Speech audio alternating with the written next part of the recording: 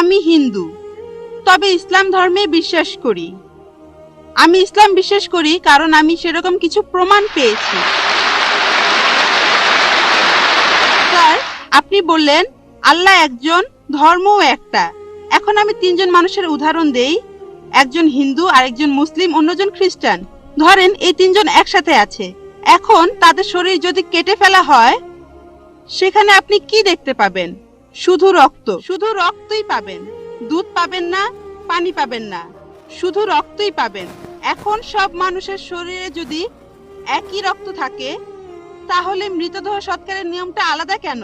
মুসলিমরা তারা কবর দেয়, আর হিন্দুরা আমরা মৃতদেহ পুড়িয়ে। সম্মানিত দর্শক মণ্ডলী, আসসালামু আলাইকুম। আশা করি আল্লাহর অশেষ রহমতে সকলেই অনেক অনেক ভালো আছেন।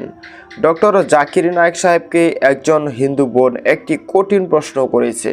যদি সব মানুষের শরীরে একই রক্ত থাকে, তাহলে হিন্দুকে কেন আগুনে পোড়ানো হয় এবং মুসলমানদের কেন মাটিতে দাফন করা হয়? এরকম একটি কঠিন প্রশ্ন করেছে ডক্টর জাকির নায়েক সাহেবকে। ডক্টর জাকির নায়েক সাহেব মাশাআল্লাহ আলহামদুলিল্লাহ সেই প্রশ্ন শুনে এরকম আনসার দিয়েছেন, সেই আনসারটি আপনারা শুনলে অবাক হয়ে যাবেন। চলুন ডক্টর জাকির নায়েক সাহেব কি আনসার দিয়েছেন বিস্তারিত ভিডিওতে দেখে আসি। আর অবশ্যই ভিডিওটি শেষ পর্যন্ত দেখে আপনাদের ব্যক্তিগত মতামত নিচে কমেন্টস বক্সে অবশ্যই জানিয়ে দিবেন। লক্ষ্মী আইয়ার। স্যার, আমি হিন্দু, তবে ইসলাম ধর্মে বিশ্বাস করি। আমি ইসলাম বিশ্বাস করি কারণ আমি সেরকম কিছু প্রমাণ পেয়েছি। স্যার, আপনি বললেন আল্লাহ একজন, ধর্মও একটা। এখন আমি তিনজন মানুষের উদাহরণ দেই। একজন হিন্দু, আরেকজন মুসলিম, অন্যজন খ্রিস্টান। ধরেন এই তিনজন একসাথে আছে। এখন তাদের শরীর যদি কেটে ফেলা হয়, সেখানে আপনি কি দেখতে পাবেন? শুধু রক্ত, শুধু রক্তই পাবেন। দুধ পাবেন না, পানি পাবেন না, শুধু রক্তই পাবেন। এখন সব মানুষের শরীরে যদি একই রক্ত থাকে, তাহলে মৃতদেহ সৎকারের নিয়মটা আলাদা কেন? মুসলিমরা তারা কবর দেয়, আর হিন্দুরা আমরা মৃতদেহ পুড়িয়ে ফেলি। বোন বললেন আপনি ইসলাম ধর্ম পছন্দ করেন, ইসলামে বিশ্বাসও করেন। আপনাকে অভিনন্দন, আর এই শান্তির ধর্মে আপনাকে স্বাগতম, সত্যের পথে আপনাকে স্বাগতম। বোন প্রশ্ন করলেন যে তিনজন হিন্দু, খ্রিস্টান, মুসলিম, সবার শরীর একই রকম, একই রক্ত, একই উপাদান, কিন্তু আমরা মারা গেলে হিন্দুরা কেন পুড়িয়ে ফেলে আর মুসলিমরা কেন কবর দেয়? আসুন আমরা এটা ভালো করে দেখি। আপনি দেখেন কোন পদ্ধতিটা ভালো। হিন্দু ধর্মে কবর দেওয়ার অনুমতিও আছে শিশুদের ক্ষেত্রে, কিন্তু প্রাপ্তবয়স্ক লোক মারা গেলে তারা বলেন পুড়িয়ে ফেলতে হবে, দাহ করতে হবে। অবশ্য হিন্দুদের কেউ কেউ বলেন যে কবর দিতে হবে। আসুন আমরা এখন ভালো করে দেখি যে শবদেহ, মৃতদেহ পোড়ানো আর কবর দেয়া। এখানে আপনি দেখবেন যখন আপনি কোনো মৃতদেহ পোড়াবেন তখন পরিবেশ দূষিত হচ্ছে। মৃতদেহ পোড়ালে পরিবেশ দূষণ হয়। ইসলাম ধর্মে আমরা কবর দেই কেন? এখন আমরা জানতে পেরেছি আমাদের শরীরে যে উপাদানগুলো আছে, এই পৃথিবীর মাটিতে যে উপাদান আছে, আমাদের শরীরেও একই জিনিস, পরিমাণে হয়তো কম অথবা বেশি। আমরা মাটি থেকে এসেছি, আবার মাটিতেই ফিরে যাব, বিজ্ঞানসম্মত। এটা হচ্ছে 1 নম্বর পয়েন্ট। দাহ করলে আগুন ধরানো হয়, পরিবেশ দূষিত হয়। ইসলাম অনুযায়ী আমরা কবর দেই আর জমি উর্বর হয়, পোড়ানো হয় না বলে পরিবেশ দূষিত হয় না। 2 নম্বর পয়েন্ট, মৃতদেহ পোড়াতে গেলে আপনাকে গাছ কাটতে হবে, গাছপালা কমে যাবে, পরিবেশের অবস্থা তখন খারাপ হয়ে যাবে। ইসলাম অনুযায়ী আমরা কবর দেই, জমি উর্বর হয়, আরো গাছ জন্মায়, এটা তখন হয়ে যায় সার। এখানে গাছ কাটার দরকার নেই, পরিবেশের জন্য ভালো। আমাদের সরকার এখন বলে গাছ কাটবেন না। গাছ না কাটলে মৃতদেহগুলো পোড়াবেন কিভাবে? 3 নম্বর পয়েন্ট, পোড়ালে খরচ বেশি। ইন্ডিয়ার পরিসংখ্যান অনুযায়ী প্রতি বছর হাজার হাজার লক্ষ লক্ষ কোটি টাকা খরচ হয়ে যাচ্ছে। প্রতিদিন কোটি কোটি টাকা খরচ হচ্ছে, প্রতি বছর লক্ষ লক্ষ কোটি টাকা খরচ হচ্ছে শুধু গাছের পেছনে আর মৃতদেহ পোড়ানোর পেছনে। ইসলাম অনুযায়ী আমরা কবর দেই, এটা সস্তা, ফ্রি। 5 নম্বর পয়েন্ট, মৃতদেহ পোড়ালে গাছের কাঠ পুড়ে হয়ে যায় চারকল, ছাই। ইসলামে একটা জায়গায় কাউকে কবর দিলে কয়েক বছর পরে সেখানে আরেকজনকে কবর দেওয়া যাবে, এটা সব সময় চলবে। আপনি রিসাইকেল করতে পারবেন। একই জমি কয়েক বছর পরে মৃতদেহের হাড় করে আলাদা হয়ে গেলে আবার কবর দিতে পারবেন। তাহলে যুক্তি আর বিজ্ঞান দিয়ে যদি যাচাই করেন এটাই বিজ্ঞানসম্মত, অনেক মানবিক, অনেক ভালো, কবর দেয়া পোড়ানোর চাইতে অনেক ভালো। আশা করি উত্তরটা পেয়েছেন। আদাব ডক্টর জাকির নায়েক স্যার, আমার নাম ভেঙ্কটাচামা। আমি গত কয়েক বছর ধরে এক মুসলিম মহিলার সাথে আছি। আমার প্রশ্নটা হলো, সবাই বলে কোনো ধর্মই খারাপ কথা বলে না, কিন্তু মুসলিমরা কেন অন্য ধর্মের লোকদের ইসলাম গ্রহণ করতে বলে?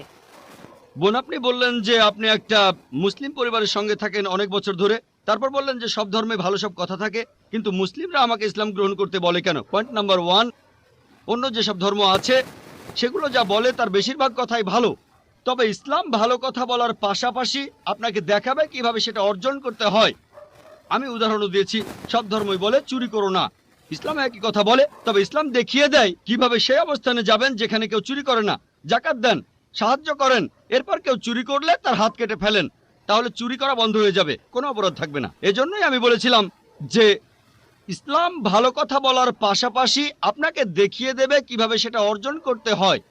2 নম্বর পয়েন্ট, আমি বিভিন্ন ধর্মের একজন ছাত্র হিসেবে বলছি, যদি আপনি হিন্দু ধর্মগ্রন্থগুলো মেনে চলেন, মনে হয় আপনি হিন্দু, যদি হিন্দু ধর্মগ্রন্থগুলো মেনে চলেন, যদি একজন ভালো হিন্দু হন, আপনাদের ধর্মগ্রন্থই বলছে ঈশ্বর মাত্র একজন।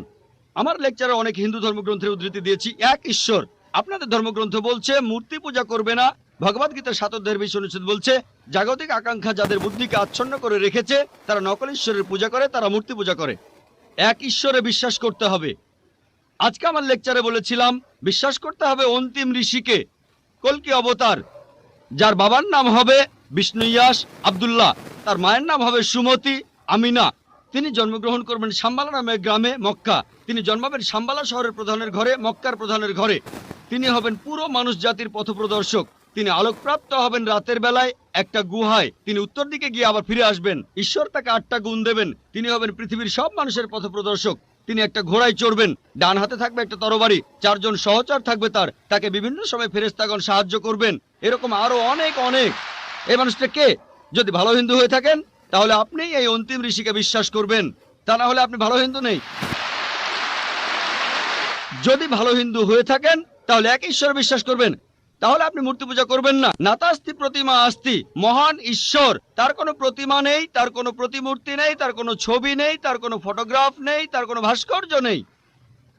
আর আমি বিতর্ক করেছি পণ্ডিতদের সাথে, হিন্দু পণ্ডিত, ওনারা শঙ্করাচার্য অনেক, সেখানে আমি কথা বলেছি।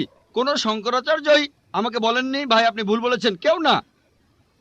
একটা বিতর্ক করেছিলাম শ্রী শ্রী রবিশঙ্করের সাথে 21শে জানুয়ারিতে। তিনি ইন্ডিয়ায় হিন্দুদের মাঝে খুবই জনপ্রিয় গুরু, আর্ট অফ লিভিং। আমি তাকে বলেছিলাম আর্ট অফ লিভিং এর শ্রেষ্ঠ বই হলো এই পবিত্র কোরআন। আমি তাকে মুসলিমদের এই আর্ট অফ লিভিং এ আমন্ত্রণ জানিয়েছিলাম। আমরা সংখ্যায় এখন 130 কোটি, 130 কোটি মুসলিম। আমি তাকে আমন্ত্রণ জানিয়েছিলাম যদি তিনি ধর্মগ্রন্থগুলো মানেন, তিনি বেদের উপরে একজন বিশেষজ্ঞ, তাকে এটা মানতেই হবে। একইভাবে বোন, আপনাকে বুঝতে হবে অন্য সব ধর্মগ্রন্থগুলো হয়তো আল্লাহর বাণী আপনি বলছেন, সময় বদলানোর সাথে সাথে সেগুলোও কিন্তু বদলে গেছে। স্বামী বিবেকানন্দ বলেছেন বেদের 99%ই হারিয়ে গেছে, বাকি যে 1% আছে সেটা আমাদের কঠোরভাবে মানতে হবে। কঠোরভাবে মানে অন্তিম ঋষিকেও মানতে হবে। তাহলে কঠোরভাবে মানলে আপনি মোহাম্মদ সাল্লাল্লাহু আলাইহি সাল্লামকেও মানবেন, আপনি কোরআনকেও মানবেন। আর আমি আপনাকে এখানে আমন্ত্রণ জানাচ্ছি, এই শান্তির ধর্মে আমন্ত্রণ জানাচ্ছি, যাতে করে আপনি আল্লাহর কাছাকাছি আসতে পারেন। গুড ইভিনিং স্যার, আমার নাম সুতপা সরকার। আমি পেশায় একজন শিক্ষিকা। আপনাকে আমি একটা প্রশ্ন করতে চাই। ইসলাম ধর্মে কর্ম আর মোক্ষ লাভ সম্পর্কে কি বলা আছে, আর এক্ষেত্রে হিন্দু ধর্মের ধারণার সাথে পার্থক্যটা কি? বোন, আপনি প্রশ্ন করলেন ইসলামে কর্ম আর মোক্ষ লাভ সম্পর্কে কি বলা হয়েছে। হিন্দু ধর্মগ্রন্থ অনুযায়ী কর্ম মানে কাজ, আমরা যে কাজগুলো করি, অ্যাকশন, এই কর্ম করতে হবে ধর্ম অনুযায়ী। আর হিন্দু ধর্মের বিশেষজ্ঞরা একটা দর্শনে বিশ্বাস করেন যেটাকে বলা হয় সংস্কারা, জন্ম আর মৃত্যুর চক্র, জন্ম আবার মৃত্যু, যেটা হলো আবার জীবিত হওয়া, অথবা মানুষের আত্মার ভ্রমণ করার থিওরি। তারা বিশ্বাস করে আপনি যেরকম কর্ম করবেন, যদি ভালো কাজ করেন পরবর্তী জীবনে আপনি জন্মাবেন কোন উচ্চ স্তরে, যদি খারাপ কাজ করেন পরবর্তী জীবনে আপনি জন্মাবেন কোন নিচু স্তরে। যদি ভালো কাজ করেন আপনি মানুষ হয়ে জন্মাবেন, খারাপ কাজ করলে পশু হয়ে জন্মাবেন, হয়তো ইঁদুর হবেন, বিড়াল হবেন বা তেলাপোকা হবেন। আর সেখানে যদি কিছুই না থাকে, ভালো খারাপ কিছুই না থাকে, তাহলে মোক্ষ লাভ করবেন, জন্ম মৃত্যুর চক্র থেকে বের হয়ে আসবেন। এটা হলো হিন্দু ধর্মের বিশেষজ্ঞদের দর্শন। তবে বেদে এর কোন রকম উল্লেখ নেই। বেদ হলো হিন্দুদের সর্বোচ্চ ধর্মগ্রন্থ, সেখানে উল্লেখ নেই। তারা বলতে চায় যে এই কথাগুলো ভগবদ গীতায় আছে। ভগবদ গীতায় বলা হয়েছে 2 নম্বর অধ্যায়ের 22 নম্বর অনুচ্ছেদে, যেভাবে একটা শরীর পোশাক বদলায় তারপরে নতুন পোশাক পরে, একইভাবে আত্মা নতুন শরীরে প্রবেশ করে। হিন্দু ধর্মগ্রন্থগুলোতে পুনর্জন্ম বলে একটা কথা আছে। এটা আছে ঋগ্বেদ 10 নম্বর গ্রন্থ 16 নম্বর অনুচ্ছেদের 4 ও 5 পরিচ্ছেদে। পুনর্মানে পরবর্তী, জন্ম মানে জীবন, পরবর্তী জীবন। আমরা পরের জীবনে বিশ্বাস করি যে পৃথিবীতে একবার আসব, মাত্র একবারই আসব। আমরা পৃথিবীতে একবার আসব, আল্লাহর আদেশে মারা যাব, পৃথিবীতে একবারই আসব, একবারই মারা যাব, পরবর্তীতে আখিরাতে গিয়ে আবার জীবিত হব। তাহলে ইসলাম অনুযায়ী আমরা এই পৃথিবীতে একবারই আসব, তারপর আমরা আল্লাহর আদেশে কিয়ামতের দিনে আবার জীবিত হব। কাজের উপর নির্ভর করে বেহেশত বা দোজখে যাবেন, স্বর্গ বা নরকে। বেদ এমন কথাই বলছে, কিন্তু তারা এটা বোঝে না, হিন্দু বিশেষজ্ঞরা, যে কেন মানুষ জন্মায় বোবা হয়ে, জন্মায় অন্ধ হয়ে, কেউ গরিব হয়, আবার কেউ ধনী হয়, কেউ বা স্বাস্থ্যবান। ঈশ্বর তো কোনো অন্যায় করেন না। তাই তারা একটা দর্শন আনলো যে জন্ম মৃত্যু, আত্মার ভ্রমণ করে বেড়ানো। বেদের কোথাও এই কথার উল্লেখ নেই। এমনকি ভগবদ গীতাও এমন কথা বলছে, পুরনো পোশাক বাদ দিয়ে শরীর যেমন নতুন পোশাক পরে, একইভাবে আত্মা পুরনো শরীর ছেড়ে নতুন শরীরে যায়। একবার, আমার কোনো আপত্তি নেই, একবার মারা যাবেন, একবারই পুনরুজ্জীবিত হবেন। তবে ইসলামে এই প্রশ্নটার উত্তর রয়েছে। হিন্দু বিশেষজ্ঞরা এটা বুঝতে পারে না যে ঈশ্বর কেন এমন করবেন। কিছু মানুষ জন্ম থেকে বোবা, কেউ বা স্বাস্থ্যবান, কারো হার্টের সমস্যা, কেউ গরিব আবার কেউ ধনী। ইসলাম বলে, পবিত্র কোরআনে সূরা মুলকের 2 নম্বর আয়াতে উল্লেখ করা হয়েছে, আল্লাহ জি খালাকাল মাউতা ওয়াল হায়াতা, আল্লাহ সৃষ্টি করেছেন জীবন ও মৃত্যু তোমাদেরকে পরীক্ষা করার জন্য। এই জীবনটা পরকালের জন্য পরীক্ষা। এখন কেউ হয়তো জন্মায় গরিব হয়ে, কেউ ধনী হয়ে। ধনীদের ক্ষেত্রে কোরআন বলছে তাদেরকে জাকাত দিতে হবে। যদি আপনার সঞ্চয় 85 গ্রাম স্বর্ণের চাইতে বেশি হয়, নিসাবের তুলনায় বেশি হয়, তাহলে 2.5% জাকাত প্রতি হিজরি সালে দিতে হবে।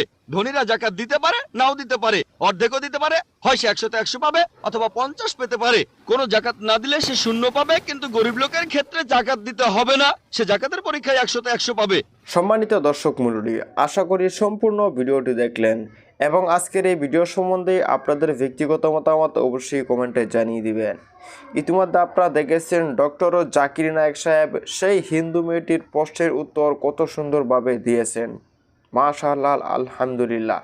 ডক্টর জাকির নায়েক সাহেবের মাথায় মহান আল্লাহ তাআলা এত জ্ঞান এবং এত বুদ্ধি দিয়েছেন, তার কোনো তুলনা হয় নাই। সম্মানিত দর্শক মণ্ডলী, এরকম সকল ইসলামিক ভিডিও পেতে আমাদের এই চ্যানেলটিকে অবশ্যই সাবস্ক্রাইব করে রাখবেন। দেখা হবে পরবর্তী কোনো ভিডিওতে। সেই পর্যন্তই ভালো থাকবেন, সুস্থ থাকবেন। আসসালামু আলাইকুম।